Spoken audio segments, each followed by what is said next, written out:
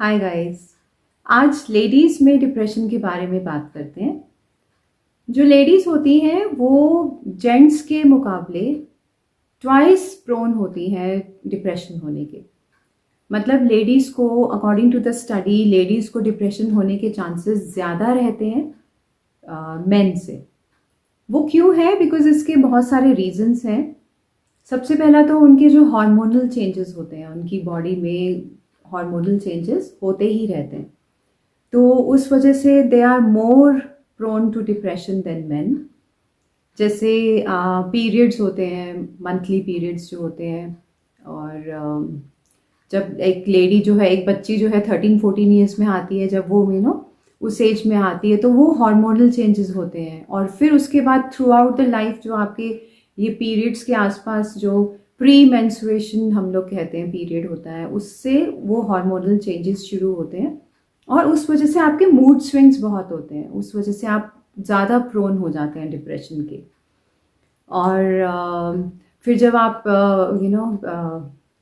Pregnancy होती है या आपके बाद डिलीवरी होती है उसके बाद, तो उन सब चीज़ों में जो आपका जो एक हार्मोनल चेंजेस से गुजरती है एक लेडी की बॉडी, उस वजह से जो हमारे जो मेंटली जो हमारे सिम्टम्स होते हैं वो ज़्यादा बढ़ सकते हैं। डिप्रेशन होने के चांसेस ज़्यादा रहते हैं। जब डिलीवरी होती है उसको भी हम कहते हैं पोस्ट डिलीवरी डिप्रेशन, तो वो भी बहुत ही कॉमन देखा जाता है लेडीज़ में। तो सबसे पहला रीज़न तो यही है कि लेडीज़ की body throughout their lifes change होती रहती है और हार्मोनल चेंजेस की वजह से they are more prone to depression. Then the second is socio reasons, like you can say social reasons. Social reasons क्यों है? Because इंडियन सोसाइटी में एक आदमी के मुकाबले एक औरत को ज़्यादा चैलेंजेस फेस करने पड़ते हैं, क्योंकि हमारे इंडिया में लेडीज़ के लिए लाइफ इतनी इजी नहीं है। और शादी के बाद भी जब वो अपनी इन लॉज के यहाँ जाती है, बहुत चेंजेस उसको फेस करने पड़ते हैं, तो उस वजह से कई बार डिप्रेशन होने के चांसेस ज़्यादा रहते हैं। और थर्ड इज़ जो आपके फिजिकल सिम्टम्स हैं या फिजिकल रीजंस हैं। पहला तो हो गया आपका हार्मोनल इश्यूज, जो हमारे हार्मोनल चेंजेस होते रहते हैं। Then the second one is your social reasons, कि हमारी सोसाइटी के अकॉर्डिंगली कुछ चैलेंजेस ऐसे हैं जो लेडीज़ को ज़्यादा देखने पड़ते हैं एज कंपैरिजन टू मेन, तो वो रीज़न है second. Then the third is physical reason. Physical reason ये है कि लेडीज़ फिजिकली इतना स्ट्रांग नहीं होती हैं जितना मेन होते हैं, और जब भी उनको डिप्रेशन होता है या उनको मेंटली कोई ऐसे सिम्टम्स आते हैं, तो वो फिजिकली भी उनमें वो चीज़ें नज़र आने लगती हैं।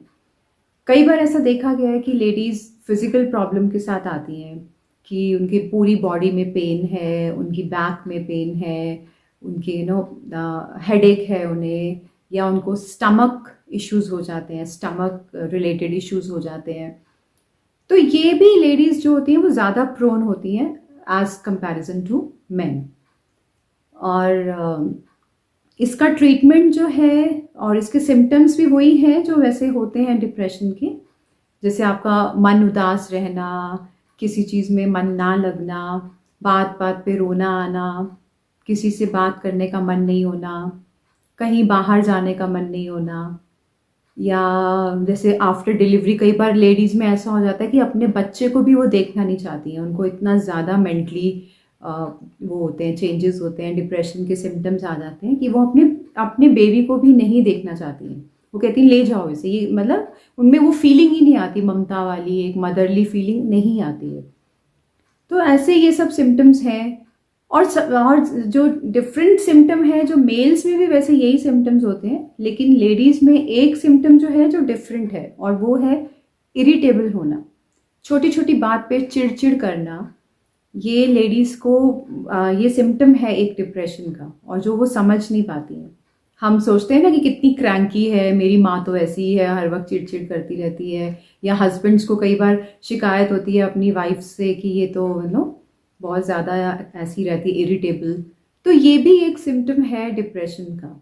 अगर आपको हर छोटी छोटी बात पे इरिटेशन होती है, हर छोटी छोटी बात पे चिड़चिड़ापन होता है, हर छोटी छोटी बात पे गुस्सा आता है, तो ये भी एक सिम्टम है डिप्रेशन का। और इसका ट्रीटमेंट क्या है? ट्रीटमेंट वही है जो 2 स्टेप्स में हम करते हैं, एक तो मेडिसिन के थ्रू और दूसरा आपका साइकोथेरेपी, दैट इज़ काउंसलिंग, जो कि बहुत बहुत बहुत इम्पॉर्टेंट है। अगर आपको ऐसे कोई सिम्टम्स आ रहे हैं, आपको ऐसा लगता है कि दैट यू नीड हेल्प, आप ऐसी किसी उदासी से घिरे हुए हैं जिसमें से आप निकल नहीं पा रहे हैं, तो आप प्लीज़ काउंसलिंग लीजिए, थेरेपी लीजिए। Psychotherapy is very very important. और ज़रूरी नहीं होता कि हर डिप्रेशन के लिए, हर डिप्रेशन के पेशेंट को मेडिसिन दी जाएं। मेडिसिन बाद में देते हैं अगर ज़रूरत पड़े तो, अदरवाइज पहले थेरेपी से ही कोशिश करनी चाहिए ट्रीटमेंट्स को सॉर्ट आउट करने की। और डिप्रेशन ट्रीटेबल है guys, specially for ladies I am talking. ऐसा आपको अपनी पूरी लाइफ इसमें वेस्ट करने की ज़रूरत नहीं है। डिप्रेशन को हम ट्रीट कर सकते हैं। जो आपको उदासी या जो आपका मन अपसेट रहता है या जो किसी काम में मन नहीं लगता, बात बात पे गुस्सा आना, फिज़िकल सिम्टम्स होना, फिज़िकली वीक फील करना और बात बात पे दर्द होना हर जगह बॉडी में, यहाँ दर्द वहाँ दर्द, तो ये सब ट्रीटेबल है। ये सब हमारे माइंड से रिलेटेड होता है। तो जब हम अपने माइंड को ठीक कर लेंगे तो हमारा फिजिकल सिम्टम्स ऑटोमेटिकली ठीक हो जाते हैं। Okay guys, if you have any queries you can comment me और you can email me. Bye, take care, bye.